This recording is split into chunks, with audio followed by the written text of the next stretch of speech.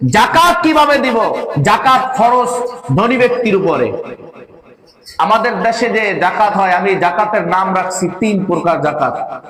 রাজনৈতিক জাকাত, নিজেকে হাইলাইট করার জাকাত, আর আল্লাহ এবং রসুলকে খুশি করার জাকাত। রাজনৈতিক জাকাত হয় যে নেতার বাড়ি গিয়ে আনতে হবে কি 150 টাকার কাপড়, 150 টাকার কি লুঙ্গি। আসলে এটা ইসলাম পছন্দ করে না। আবার নিজেকে বড় পণ্ডিত বা নিজেকে বড় লোক দাবি করার জন্য বলে আমার বাড়ি অমুক দিন জাকাত দেওয়া হবে, জাকাতের মাল দেওয়া হবে, তোমরা গরিবেরা আইসো। এটাও ইসলাম পছন্দ করে না। কারণ নামাজ আমার ফরজ, আমার উপরে ফরজ, আপনার উপরে ফরজ। যদি আপনার নামাজ আমি যদি আদায় করি, বলেন ফরজ আদায় হবে?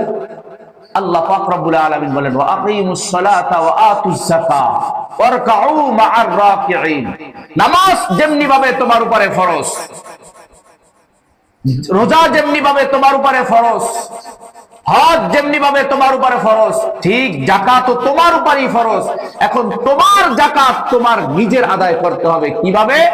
গরিব তোমার বাড়ি আসবে না, তুমি গরিবের বাড়ি গোপনে গিয়ে তাকে দিয়ে আসবে। এটা ইসলাম সমর্থন করেন, আল্লাহ এবং রসুল খুশি হন। দেখেন তো বাকি দুইটার ভিতরে চিহ্নিত হয়ে যায় অমুক ব্যক্তি গরিব, আমার কাছে আসছে জাকাতের জন্য, আমার কাছে জাকাত চাওয়ার জন্য বিশাল লাইন ধরেছে। কয়েকদিন পরেই সোশ্যাল মিডিয়া দেখা যাবে জাকাতের টাকা আনতে গিয়ে অমুক 3 জন নিহত, 10 জন অসুস্থ, হাসপাতালে ভর্তি। আছে না? ইসলাম পছন্দ করে না। ইসলাম পছন্দ করে আপনার উপরে জাকাত ফরজ হয়েছে, আপনি গোপনে লিস্ট করেন, লিস্ট করে করে তার বাড়ি গিয়া তাকে বলেন এটা আপনাকে দিলাম, আপনি খরচ করেন। জাকাতের শব্দটাও আপনি উচ্চারণ করতে পারবেন না, কারণ আপনি এক ব্যক্তি গরিবকে জাকাত দিলেন, গিয়া বলতেছেন আমি তোমাকে 500 টাকা বাই কাপড় দিলাম তোমাকে জাকাত। ওই লোকটা মনে কষ্ট পাবে, হায় আল্লাহ, দুনিয়ার বুকে আমাকে গরিব বানাইছো, এই জন্য মানুষ আমাকে জাকাত দেয়। ও মালিক, আজকের যদি আমি সম্পদের মালিক হইতাম তাহলে মানুষ আমাকে তিরস্কার করতো না। এই জন্য আমার মায়ার নবীদার নবী রাহমাতুল লিল আলামিন বলেন, এ ধনী ব্যক্তি, যাদের উপরে তোমার আল্লাহ পাক রব্বুল আলামিন অর্থের ভান্ডার দিয়েছে, অর্থের দায়িত্ব দিয়েছে, তোমরা গরিবের কাছে গিয়া বলো যে আমি তোমাকে এটা দিলাম, তুমি এটা খরচ করো, হাদিয়া দিলাম। কিন্তু আপনার নিয়াত থাকবে ইন্নামাল আমালু বিন্নিয়াত, আপনি যেই নিয়াতে দান করবেন আমার আল্লাহ সেটা গ্রহণ করবে। ইন্নামাল আমালু বিন্নিয়াত, আমলের ফলাফল নিয়াতের উপরে নির্ভর করবে। এই জন্য প্রকাশ্যে ঢোল পিটানো দরকার নাই। আমি জাকাত দিলাম, আমার বাড়িতে অমুক তারিখ জাকাতের মাল দেওয়া হবে, আসো। না না না, এটা ইসলাম সমর্থন করে না। তাহলে জাকাত দিবেন গরিব, গরিব যারা আছে গরিব তাদেরকে জাকাত দেওয়া যাবে। জাকাত দেওয়া যাবে যারা মিসকিন, যাদের ঘরে খাবার নাই, তাদেরকে জাকাত দেওয়া যাবে। বা সরকারি কোষাগার যদি থাকে, জাকাতের যদি একটা ফান্ড থাকে, যে ব্যক্তি জাকাতের টাকা তুলবে তাকে ওই জাকাতের টাকা দিয়ে বেতন দেওয়া যাবে। জাকাত দিবেন যদি কোন ব্যক্তি সফরে আসছে, অনেক সময় আমাদের দেশে তাবলীগ জামাত আসে না, দিনের দাওয়াত দেওয়ার জন্য আসছে, বা অন্য কোন মুসাফির হতে পারে, পথের মাঝে তার অর্থ সম্পদ ফুরায় গেছে আর নাই, আপনি যদি জাকাতের টাকা দিয়ে বলেন ভাই আমি তোমাকে সাহায্য করলাম, বাস আপনি মনে মনে নিয়ত করলেন আমি জাকাতের ফান্ড থেকে দিয়া দিলাম, বলে আপনার জাকাত আদায় হয়ে যাবে। ইসলাম কৌশল শিখায় দিস। এবার আসেন মায়ার নবী রাহমাতুল লিল আলামিনের হাদিস। আবু হুরায়রা রাদিয়াল্লাহু তাআলা আনহু বলেন, মায়ার নবী রাহমাতুল লিল আলামিন হাদিসের ভিতরে বর্ণনা করেন, কোন ব্যক্তির উপরে নেশাব পরিমাণে মালের মালিক হয়ে গেছে, ধন সম্পদের মালিক হয়ে গেছে, ওই ব্যক্তি যদি তার টাকার মায়া করিয়া, সম্পদের মায়া করিয়া যদি যাকাত আদায় না করে, তাহলে আমার মায়ার নবী ধমকি দিয়া বলতেছেন কিয়ামতের ময়দানে বিষাক্ত একটা সাপ হবে, ওই সাপটা তার গলার ভিতরে পেঁচাইয়া তাকে কামড়াইতে থাকবে, আর সাপ চিৎকার কইরা কইরা বলতে থাকবে, দুনিয়ার ভিতরে সম্পদের মায়ায় পড়িয়া সম্পদ তুই দুনিয়ার ভিতরে রেখে আসছো, আর এই সম্পদ দিয়া তোর আহাল পরিবার অন্য কাজে ব্যয় করেছে, আজকের শাস্তি তুই ভোগ কর, তোর আহাল পরিবার ভোগ করবে না।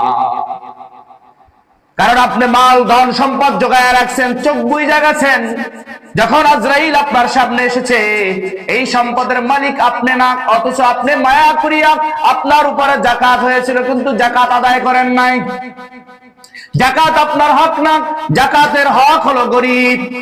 মায়ার নবী রাহমাতুল লিল আলামিন বলেন, ক্বালান নবী সাল্লাল্লাহু আলাইহি ওয়াসাল্লাম আস-সাদকাতু তারুদ্দুল বালা ওয়া জিয়াদাতু ফিল উমুর। যদি কোন ব্যক্তি তার নেশাব পরিমাণ মাল হয়েছে, সেই মাল থেকে আল্লাহর রাস্তায় খরচ করেছে, আল্লাহর রাস্তায় খরচ করার দ্বারা তার বিপদ দূর হয়ে যায়, তার হায়াতের ভিতরে বরকত হয়ে যায়। বিপদ এখানে মুফাসসিরে کرام দুইটা লেখেন, হতে পারে দুনিয়ার বিপদ, আর দ্বিতীয় হলো আখিরাতের বিপদ। দুনিয়ার বিপদ টাকা দ্বারা সমাধান করা যায়, ব্যক্তি দ্বারা সমাধান করা যায়, ডাক্তার দ্বারা সমাধান করা যায়, উকিল দ্বারা সমাধান করা যায়, পুলিশ দ্বারা সমাধান করা যায়। যে কোনো একটা সাইডে যদি আপনি বিপদগ্রস্ত হন, যেই সাইটে যেই লোক দ্বারা সমাধান করতে পারেন সেই লোক দিয়ে সমাধান করা সম্ভব। কিন্তু কিয়ামতের ময়দানে যদি বন্ধু বিপদের সম্মুখীন হয়ে যান, তাহলে মুফাসসির کرام বলেন সেখানে আপনি ছাড়া আর কেউ আপনার বিপদ উদ্ধার করার মতো কেউ নাই। কারণ আপনি সেখানে কাজী থাকবেন, বিচারপতি থাকবেন আল্লাহ, আর আপনি থাকবেন আসামি। আল্লাহ আপনাকে জবাব চাইবেন, আপনার জবাব দিতে হবে, তখন কি বলবেন? অথচ আল্লাহ পাক রব্বুল আলামিন আগেই বলে দিয়েছেন যে তোমাদের নিসাব পরিমাণ মালের মালিক হলো, তা দিয়ে খরচ করো। এই জন্য আমি বলেছিলাম যে এক ব্যক্তি কোটি কোটি কোটি টাকার মালিক, কিন্তু তার উপর একটা টাকা যাকাত ফরজ না, অথচ একটা ব্যক্তি মাত্র 2 লাখ টাকার মালিক, নিসাব পরিমাণ সামান্য নিসাব পরিমাণের টাকার মালিক, তার উপরে যাকাত ফরজ। আল্লাহ পাক রব্বুল আলামিন কোরআনুল কারীমের ভিতরে বলেন, হালাল উপার্জন দিয়া আমার রাস্তায় খরচ করো। যদি 1 টাকা, আমার মায়ের নবী দয়ার নবী রাহমাতুল লিল আলামিন বলেন, কোন ব্যক্তি যদি 1 টাকা হালাল উপার্জনের 1 টাকা আল্লাহর রাস্তায় খরচ করেছে, কিয়ামত আল্লাহ পাক রব্বুল আলামিন তার ডান হাতে, কুদরতি ডান হাতে সেই টাকাটা গ্রহণ করেছে। তুমি দুনিয়ার ভিতরে 1 টাকা খরচ করেছো, আমার মায়ের নবী বলেন ওই 1 টাকা দুনিয়ার ভিতরে একজন অসহায় ব্যক্তিকে তুমি দান করেছো, কেমন জানি আমার আল্লাহ ডান হাতে গ্রহণ করেছে। কিয়ামতের ময়দানে আল্লাহর নবী উদাহরণ দিতে গিয়া বলতেছেন, তোমরা দুনিয়ার ভিতরে ছাগল এবং বকরি পালন করো, কিসের জন্য? বলে তা দিয়ে তুমি লাভবান হবা, তাই না? লাভবান হবো কারণ এই গরু দিয়া বা এই উট দিয়া, ছাগল দিয়া বংশ বিস্তার হবে, অনেক গরু পাবো, তা দিয়ে আমার অনেক টাকা হবে। বলে তুমি 1 টাকা হালাল, 1 টাকা আল্লাহর রাস্তায় খরচ করেছো, আল্লাহ ডান হাতের ভিতরে গোপনে রেখে দিয়েছে, ওই টাকাটা তোমার বলতেই আছে, নেকের পাল্লা বলতেই আছে, এক সময় উহুদ পাহাড় পরিমাণ নেক নিয়ে কিয়ামতের ময়দানে উঠবে। কিন্তু কোটি টাকার মালিক হয়েছো অসৎ পদে, ঘুষ খেয়ে সুদ খেয়ে তুমি হারাম ভাবে ইনকাম করেছো, বলে ওই টাকার উপরে 1 টাকাও তোমার যাকাত আসবে না, কারণ হারামের মালিক তুমি না, হালালের মালিক তুমি। হারাম হলো তোমার উপর একটা বেদি, একটা বোঝা তোমার পিঠের উপর। তার অনেকে হারাম উপার্জন করে কোটি টাকার মালিক হয়, আসলে সে মালিক হয় না, সে একটা কি বোঝা তার পিঠের ভিতরে বহন করতেছে। এবার আসেন আবু হুরায়রা রাদিয়াল্লাহু তাআলা আনহু অন্য হাদিসের ভিতরে ইরশাদ করেন, মায়ার নবী দয়ার নবী রাহমাতুল লিল আলামিন বলেন যে কোন ব্যক্তি যদি সে গরুর মালিক হয়েছে, অনেক সময় গরু পালন করে না, যে আমি এই গরু দিয়ে ব্যবসা করব বা এই গরু দিয়ে আমার অনেক টাকা হবে, গরু দিয়ে নিসাব পরিমাণ মালের মালিক হয়েছে। নিসাব পরিমাণ মালের মালিক মানে যেই পরিমাণ টাকা হলে তার উপরে কি যাকাত ফরজ হয়, সেই পরিমাণ গরুর ভিতরে কি আছে? মাল আছে। কিন্তু সে হিসাব করে যাকাত দেয় না। কি জন্য? টাকার মায়া। আরে 1 লাখ টাকা কোন রকম 2 লাখ টাকা জমাইয়ে ব্যাংকে রাখছি, 5,000 টাকা দিলে কেমন যে লাগে, কষ্ট, খুব কষ্ট হয়ে যেতেছে। এই কি দেওয়া যায়? আল্লাহ নবী সাল্লাল্লাহু আলাইহি ওয়াসাল্লাম বলেন, বুখারীর হাদিস, মায়ার নবী বলতেছেন, কিয়ামতের ময়দানে তুমি গরুর মায়া করে তুমি যাকাত দাও নাই, হিসাব করে যাকাত দাও নাই, কিয়ামতের ময়দানে ওই গরুটা হৃষ্ট করে 100টা গরুর শক্তি নিয়ে তোমাকে গুতাইতে থাকবে, আর তার খুর দিয়ে পাড়াইতে থাকবে, আর চিৎকার করে বলতে থাকবে, এই বান্দা হলো দুনিয়ার ভিতরে যাকাত দেয় না। এটা হতে পারে গরুর ক্ষেত্রে, বকরির ক্ষেত্রে, উটের ক্ষেত্রে, দুম্বার ক্ষেত্রে একই। এবার আসেন মায়ার নবী দয়ার নবী রাহমাতুল লিল আলামিন যাকাতের ক্ষেত্রে আরো কঠোর বার্তা দিয়েছেন। কি কঠোর বার্তা? বলে যাকাত তোমার উপরে ফরজ, তোমারই আদায় করতে হবে। আহা, এখন যাকাত নিজে তো দেয় না, আবার বলে তুমি দাও নাই কা, প্রতিযোগিতা লাগায়, যাকাত দেওয়া যাবে না। আল্লাহর নবী বলেন, কোন ব্যক্তি যদি যাকাতকে অস্বীকার করে যাকাত দেওয়া যাবে না, বলে সে ইসলাম থেকে খারেজ হয়ে গেছে, মুরতাদ। কারণ আপনি নামাজ যে অস্বীকার করলে আপনি কি মুসলমান? কোন ব্যক্তি যদি রোজাকে অস্বীকার করে সে কি মুসলমান থাকে?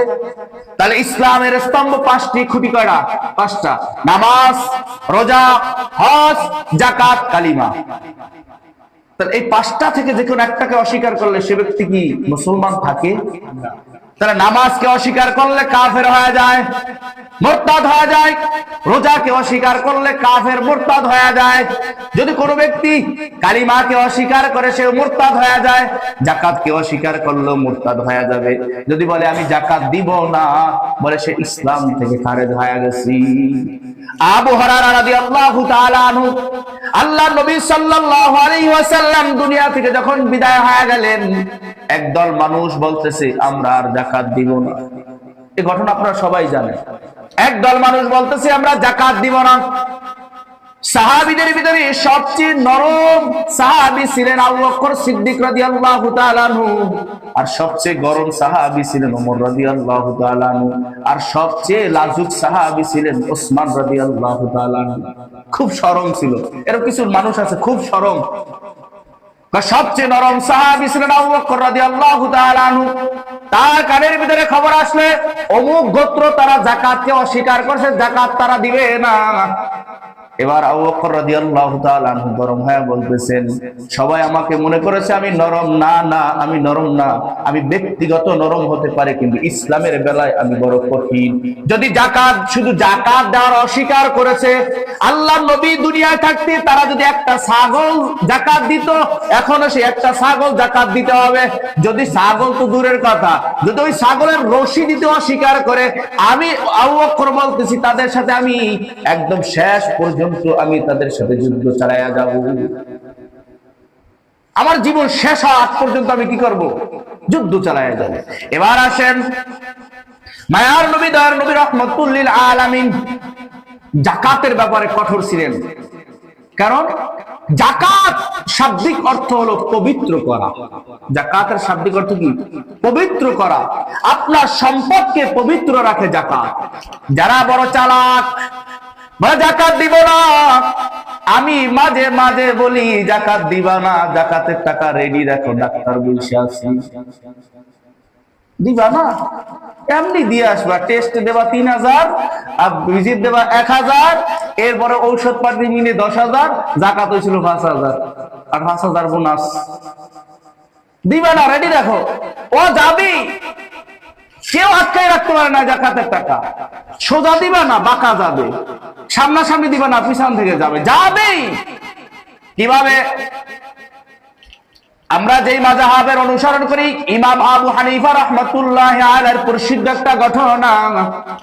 ইমাম আবু হানিফা রাহমাতুল্লাহি আলাইহি মসজিদের ভিতরে ছাত্রদেরকে মাসালা শিখাইতেছেন, ফিকহ শিখাইতেছেন। আগের কালে কোনো এরকমের ঘরে ঘরে মাদ্রাসাও ছিল না, কোন এলাকায় মাদ্রাসা ছিল না। মাদ্রাসা মাইনি মসজিদ, মসজিদ মাইনি মাদ্রাসা। এটা আমরাও দেখছি ছোটবেলায়, 2-1টা মাদ্রাসা ছিল। আগে মসজিদটারই মাদ্রাসা মনে করতে, আবার মাদ্রাসাটারে কি মসজিদ মনে করতো। মসজিদ বানায় বারিন্দাটারে মাদ্রাসার জন্য মুক্ত রাখতো, সকালবেলা 2 ঘন্টা পড়াইতো, আসছিল না? এখন নাই, শেষ, সব কেজিতে বেজি মেরে সব শেষ করে লাইছে। এখন সবাই ইংলিশ মিডিয়ামে পড়াবে। কোরআন না পড়ায় যদি ইংলিশ মিডিয়ামে পড়াইতে পারেন, গাছ বাঁকা করিয়া যদি ছোটবেলায় লাগান, বড় হইলে বাঁকাই থাকবে। ওই বাঁকা গাছ যেমনি দাম পান না, ওই সন্তান দিয়েও বড় হইলে দাম পাবেন না। ইমাম আবু হানিফা রাহমাতুল্লাহি আলাইহি মসজিদের ভিতরে ছাত্রদেরকে ফিকহ তালিম দিতেছেন, সেখানে উপস্থিত ইমাম আবু ইউসুফ রাহমাতুল্লাহি আলাইহি, ইমাম মুহাম্মদ রাহমাতুল্লাহি আলাইহি, বড় বড় ইমামরা সেখানে দর্শ নিতেছেন অনেক ছাত্র। এমন সময় একটা ব্যক্তি এসে বলতেছেন, হুজুর, আপনার যেই নৌকায় আপনার ধন সম্পদ আদান প্রদান করা হইতো ব্যবসার জন্য, নৌকাটা ডুবে গেছে। ইমাম আবু হানিফা রাহমাতুল্লাহি আলাইহি চিন্তা করেন, আমার নৌকা তো ডোবার কথা না, কারণ আমি তো যাকাত দিয়েছি, যাকাত মানে আমার মাল হালাল হয়ে গেছে, আমি মালকে পবিত্র রেখেছি, আমার মাল তো ডোবার কথা না, আমার নৌকা ডোবার কথা না। ইমাম আবু হানিফা রাহমাতুল্লাহি আলাইহি অনেকক্ষণ চুপচাপ হয়েছে। চুপচাপ হওয়ার পর হঠাৎ স্মরণ আসলো, হায় হায়, আমার অমুক কাপড়ের যে চালানটা আনছিলাম সেখান থেকে যাকাতের কিছু টাকা বাকি আছে। তখন ইমাম আবু হানিফা রাহমাতুল্লাহি আলাইহি বলেন, ইন্না লিল্লাহি ওয়া ইন্না ইলাইহি রাজিউন, আল্লাহর মাল আল্লাহ নিয়ে গেছে, আমি হাজারো চেষ্টা করব এই মাল ধরে রাখতে পারতাম না, কারণ আমি যাকাত দেই না গেছে। তাহলে যারা চালাকি মনে করতেছেন আমি টাকা দেই নাই, আমি বেঁচে গেছি, যাকাত দেই নাই, বেঁচে গেছি, আপনার উপরে 2টা দায়িত্ব আপনি পালন করেন নাই। কয়টা দায়িত্ব? 2টা দায়িত্ব পালন করেন না। এক শ্রেণীর লোকের হক নষ্ট করেছেন।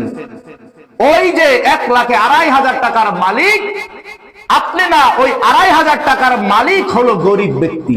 যখন আপনি ওই 2,500 টাকা লাকে দেন নাই, ওই 2,500 টাকা আপনি গরিবের টাকা কেমন জানি মেরে খেয়েছেন, তাদের হক নষ্ট করেছেন, গরিবের হক নষ্ট করেছেন। আর দ্বিতীয় হলো, আপনি ইসলামকে বৃদ্ধাঙ্গুল দেখাইছেন, এই জন্য আপনার ধন সম্পদ চলে যাবেই, কিন্তু আপনার জন্য শাস্তি অপেক্ষা করতেছে। এই জন্য যারা চালাকি করে বলে আমরা কি দেব না, যাকাত দিব না, এই টাকা কি দেওয়া যায়, এই কষ্ট করে টাকা ইনকাম করেছি দেওয়া যায়, টাকা দিয়েছেন আল্লাহ, নিয়ে যাইতে কতক্ষণ, দিয়েছেন আল্লাহ, নিয়ে যেতে কতক্ষণ। আপনারা দেখবেন, আজকে দেখছি, আজকে একটা নিউজ দেখলাম। আমি যে মাঝে মাঝে বলি যে হারামের ভিতরে কোনো আরাম নাই, সাময়িক শুধু চোখের চাকচিক্যই দেখা যায়।